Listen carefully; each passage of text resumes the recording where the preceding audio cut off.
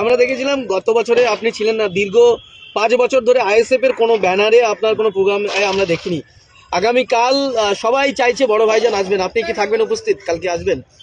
এখনো পর্যন্ত ইরাদা তো আছে, আসার একটা ইরাদা করেছি আসা। তবে আমার টার্গেট ছিল ব্রিগেড পয়েন্ট। যেমন আইএসএফ এর পক্ষ থেকে কাগজ জমা দেওয়া হয়েছিল, আমার একটা পারাজনীতির সংগঠন আছে তার থেকেও কাগজ জমা দেওয়া হয়েছিল। কিন্তু দুঃখের বিষয়, আমাদের সেনা ভাইরা বন্ধুরা তারা বলেছেন, দাদারা, যে 31শে মার্চ পর্যন্ত তাদের নাকি কোনো প্যারেড আছে, কাউকে দেওয়া হবে না। যখন কাউকে দেওয়া হবে না, সে জায়গায় আমাকেও যখন দেয়নি, দুঃখ পাওয়ার তো কিছু নাই। সেটা দেখা যাক কতটা কি হয় না হয়। তবে ব্রিকেড হলে আমি বড় খুশি হতাম, কারণ মানুষকে বারবার ব্রিকেডের কথা বলেছিলাম, মানুষ ব্রিকেড মুখ হয়েছিল। তবে আমি সবাইকে বলবো, আগামীকাল 21শে জানুয়ারি প্রথম শহীদ মিনারে আসো, এত মানুষ আসো যেন আগামী দিন মানুষ বুঝতেই পারে যে ব্রিকেডও আমাদের জন্য প্রয়োজন আছে। এবং আগামীতে মার্চের পরে আমিও চেষ্টা করব, আইএসএফও চেষ্টা করবে, যাতে করে আমরা ব্রিকেড যদি পাই তখন আবার একটা প্রোগ্রাম। আগামীকাল আগে 5 বছর পূর্তি হচ্ছে একটা আইএসএফ এর জন্য মাইল ফলক, সেই মাইল ফলকে আপনি ফের আসছেন। যেদিন উপস্থিত ছিলেন সেদিনও আপনি প্রথমে গেছেন, আজকে আবার ফের সরজমিনে খতিয়ে দেখতে এসছেন।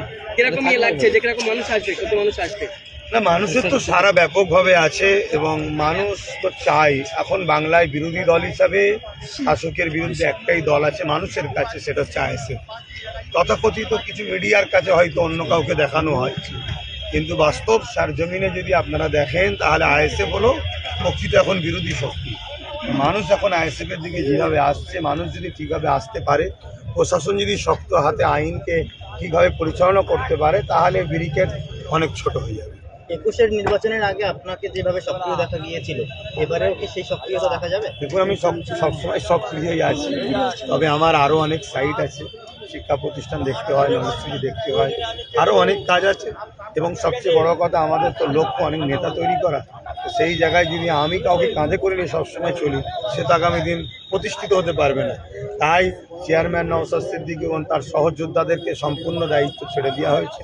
তারা আজকে ভালো কাজ করছে। পুরো বাংলার প্রত্যেকটা কোনায় কোনায় আজকে মানুষ আইএসএফ মুখী হয়ে আছে।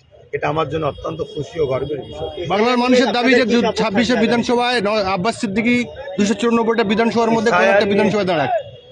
এসআইআর নিয়ে তো অবশ্যই কালকে বক্তব্য হবে, আসুন। এসআইআর তো আজকে মানুষের এজেন্ডা। মানুষকে একদিকে এসআইআর এর নামে ডেকে নিয়ে যে আবার নতুন করে নতুন কৌশল তৈরি করা হলো, এই যে দ্বিচারিতা করা হলো, এটাও যেমন অন্যায়। এসআইআর নিয়ে যেভাবে মানুষকে আতঙ্ক তৈরি করে মানুষের ক্ষতি করা হচ্ছে, ওটাও অন্যায়। সংবিধান কাউকে অধিকার দেয়নি যে গায়ের জোর দেখে মানুষের উপর জুলুম করবে। সংবিধান বিরোধী যে করবে তার বিরুদ্ধে জনগণ, দেশপ্রেমিকরা আন্দোলন করবে, তাকে অবশ্যই সংবিধানের আওতায় এনে তার শাস্তি দেওয়া হবে। এর আগে আমরা দেখেছি যেভাবে আপনাদের প্রতিষ্ঠা দিবসকে কেন্দ্র করে সারা পশ্চিমবাংলায় উত্তাল হয়ে গেছিল, অর্থাৎ কলকাতায় কিন্তু একটি পুরো ধুমধুমার কাণ্ড পরিস্থিতি হয়েছিল। আগামীকালকেও দেখতে পাচ্ছি যে ভাঙড়ে বিভিন্ন জায়গায় সভা রাখা হয়েছে, এটা কি ইচ্ছাকৃতভাবে করা হচ্ছে না কি ভাবছেন? অবশ্যই শাসক তো কোনোভাবে পারছে না, লাস্টে তার প্রশাসনকে প্রেশার দিয়ে, প্রশাসনরা চাই না, প্রশাসনকে প্রেশার দিয়ে একটা বিশৃঙ্খলা তৈরি করতে চাইছে, যেটা দেখিয়ে বোঝাতে চাইছে আইএসএফ এর গায়ে একটা দাগ লাগাবে। কিন্তু সাধারণ মানুষ আইএসএফ এর পক্ষে আছে।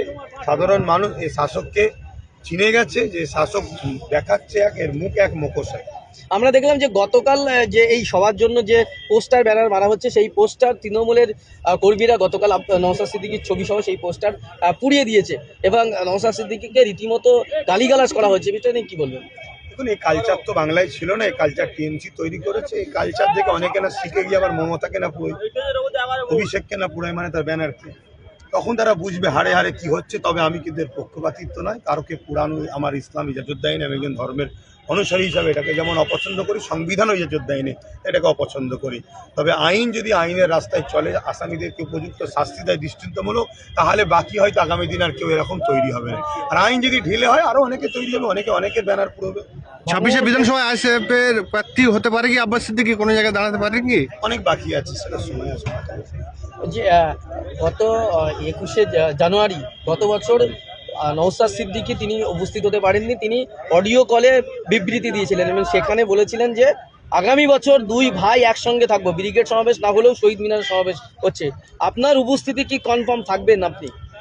আমি 99% বলছি, আমার ইচ্ছা আছে কালকে আসার, এখনো পর্যন্ত প্রস্তুত আসার জন্য। আমরা সবাই আসুন, প্রত্যেকে নিজের অধিকারের জন্য আসুন, নিজের অধিকার নিবার জন্য আসুন, বাংলা ও দেশকে বাঁচাবার জন্য আসুন। আমরা জানি যে দাদা হুজুর পীর কেবলা তিনি ছিলেন স্বাধীনতা আন্দোলন তিনি করেছেন, সেই সাথে সাথে স্বাধীনতা আন্দোলন করছেন সেই পরিবার থেকে নওশাদ সিদ্দিকীকে SIR এর নোটিশ দেওয়া হচ্ছে, এই বিষয়টা কিভাবে দেখছেন? দেখুন, প্রথম কথা হচ্ছে কারো নামে যদি নোটিশ আসে সেটা তো ভেরিফাই হওয়া দরকার একদিকে যাবে, অপরদিকে যারা আসছে নির্বাচন কমিশনে তারা তো আর কে স্বাধীনতা সংগ্রামী ঘরের ছেলে তারা তো জানে না, তারা তো গুজরাট দিল্লির লোক। বিডিও এবং BLO তারা এই বিষয়টা সজাগ করালে মনে আরও ভালো হতো। আজকে দেখছিলাম নেতাজি সুভাষচন্দ্র বসুর পরিবারেরও কারো নাকি নোটিশ এসছে।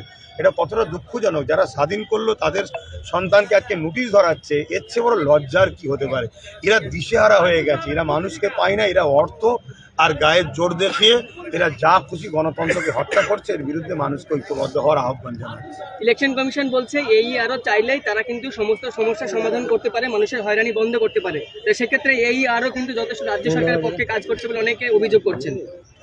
দেখুন, আমি স্পষ্টভাবে বলছি, এই যে SIR বা এই যে মানুষকে যে হ্যারাসমেন্ট হচ্ছে, মানুষের তথ্য চাইছে মানুষের সংশোধনের জন্য, বা মানুষের ভুল তথ্য হয়েছে যেটা নামে বলছে, বা বিভিন্ন যে জিনিসগুলো দেখাচ্ছে যে মিস্টেক হয়েছে, এতে দিদি মোদি উভয় দোষী আছে। যে কি পদে আছে না আছে, যে পদেই থাকুক, দিদি মোদি উভয় মিলে মানুষকে নিয়ে নাটক করছে, ভয় দেখাচ্ছে, আতঙ্ক তৈরি করছে। 2021-এ NRC ভয় দেখে করেছে, এখন SIR এর ভয় দেখে 26টাকে পার করার এরা পরিকল্পনা করছে। এরা এদের রাজনীতি রুটি সাজছে, গরিব মানুষ মরে মরুক গে যাক, প্রেশান করে পড়ুক। SIR এ ভয় পাওয়ার কিছু নেই তাহলে? দেখুন, আমি বললাম রাষ্ট্রীয় SIR যদি হয় ভয় পাওয়ার কিছু নেই, কিন্তু রাজনীতির SIR যদি হয়, রাজনীতিকরণ যদি হয়, তাহলে ব্যাপকভাবে ভয়ের ব্যাপার আছে। মানুষের মৌলিক অধিকারকে কেড়ে লাগবে। SIR তো রাজনীতিকরণ হয়েছে তাহলে? রাজনীতিকরণ যদি হয়ে থাকে, অন্যায় হয়েছে, যারা করেছে তাদের বিরুদ্ধে মানুষকে ঐক্য হতে হবে, আইনের আওতায় তাদেরকে নিয়ে আসতে হবে, আইনকে সামনে রেখে তাদের বিরুদ্ধে আমাদের সংগ্রাম বিভিন্ন জায়গায় শক্তিশালী করতে হবে। বিভিন্ন জায়গায় দেখছি যে বিজেপির নেতারা তারা কিন্তু আর কি ফর্ম 7 নিয়ে যাচ্ছে ভোট নাম কেটে দেওয়ার জন্য, বিভিন্ন জায়গায় আর কি ব্যাগ তারা আর কি মানে ফর্ম নিয়ে যাচ্ছে, এটা কিভাবে দেখছেন? দেখুন, এই বাংলায় বিজেপি আসা অনেক চেষ্টা করছে, বামফ্রন্টকে সরিয়ে TMC-কে দিয়েছে, TMC যাতে আস্তে আস্তে বিজেপির মাইন্ডটাকে বাংলায় চাষ করতে পারে। কিন্তু এতদিন ধরে 15 বছর হয়ে গেছে এই বাংলাতে কিন্তু সেভাবে বিজেপিকে চাষ করতে TMC-ও ব্যাক ফুটে যাচ্ছে। তাই বিজেপি TMC সহযোগিতা যেমন নিচ্ছে, অনেকের নাম হয়তো বাদ দিয়ে বিজেপি এই রাজ্যে ঢোকার একটা চেষ্টা করছে। এটা চরম অন্যায়, এই অন্যায়কে রুখাতে হবে। কালকে সুপ্রিম কোর্টের রাইট চরম এতে বললেন নির্বাচন দেখছেন রাইটটাকে। না, সুপ্রিম কোর্টের উপর আমাদের আস্থা আছে। নির্বাচন কমিশনের বর্তমান যিনি আছে, শুনছি তো নাকি এই সিস্টেমের বাইরে তিনি এন্ট্রি হয়েছে।